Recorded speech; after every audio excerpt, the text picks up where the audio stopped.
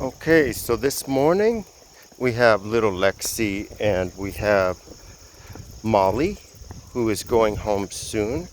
So this video is going to show you how Molly walks on the leash. You can see that I'm using the prong collar on Molly and on Lexi. The prong collar is highly recommended. I recommend you get the prong collar and use it on all the walks. Molly can be something of a puller. She's not pulling right now because when we start the walk, her excitement level is high, so she pulls more. We've been walking for about 10 minutes or so, so her excitement level has lessened, so that's why she's not pulling. It's looser. And so that's the pattern you're going to see. In the morning, she's going to have a high energy level, and so the leash will be a little tighter because she'll pull more. Over time, she'll pull a whole lot less if you continue to use the prong collar.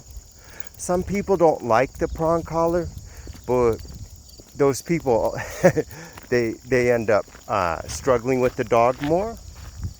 And what that does is that it makes the walk unpleasant if you're pulling all the time and she's pulling all the time. And then you'll both walk less because it's unpleasant. And then that'll build more excitement for the walk because it'll become more rare. And so it's a vicious circle where we can solve all of this with consistent use of the prong collar. So yes, please buy a prong collar and use it. So you can see that she walks pretty good. She's still a puppy, so she gets distracted by stuff on the ground. If I see her put something in her mouth, I'll stop and take that out. She also understands the no command. So if I say no, she's got to leave that alone. I let her pick up a stick. That's the only thing that's safe out here. Anything with food smell or poop or anything that's none of that stuff's appropriate to put in her mouth. Molly is perfectly housebroken. She's never had an accident.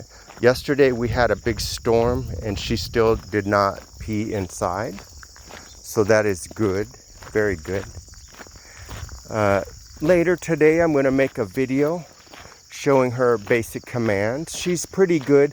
She has a timid nature and she's not super motivated by food. So I'll be using hot dog treats later today to motivate her to do her basic commands. You should practice those basic commands every day so she gets strong in her response. You know, it's one thing for her to listen to me.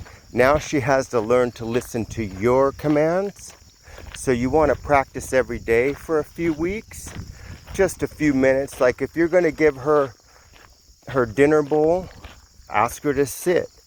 If, you know, anytime you see her, just ask her to sit or stay or come and reinforce those commands. We didn't work on down command because it's not as important as the other three commands. So we made those three commands, sit, stay, and come, much stronger by focusing on them exclusively. So let's see, she's very well socialized. When Molly came, she was barking a lot, okay, and whining a lot. She doesn't do that anymore. So, but you have to enforce that at home, because when she gets home, she's gonna test you, because she used to be allowed to bark there. And so now when she gets home, you want to discourage that every single time. So you say no barking, okay, and say it loud like you mean it. And if she continues to bark after you say no, she goes for a timeout in her crate. You can also use a squirt bottle of water to discourage any barking. You just squirt her. But if she doesn't listen to you when you say stop barking, then she's got to go in her crate for a timeout. And so that's how she's going to learn to respect the rules in your house, because the barking, it's also a vicious circle. When she barks and you don't discourage it, it's like saying you have a valid reason for being nervous or being afraid or just in a state of almost panic.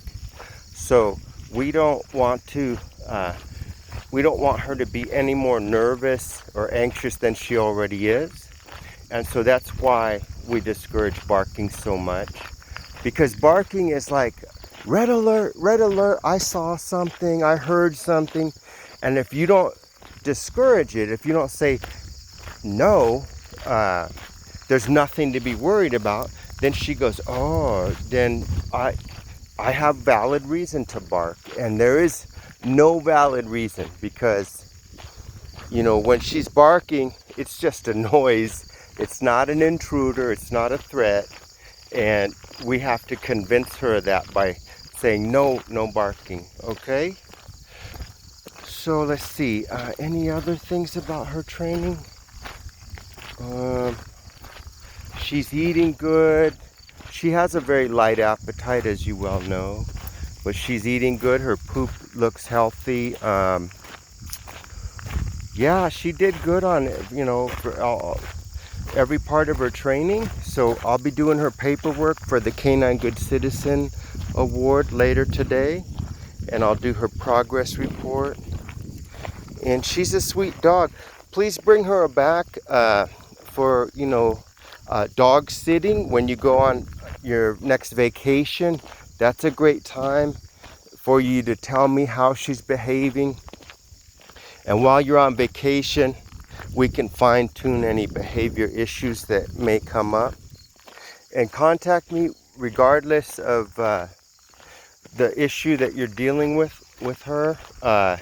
We will solve any problems that come up together. I think she's going to be perfect at home.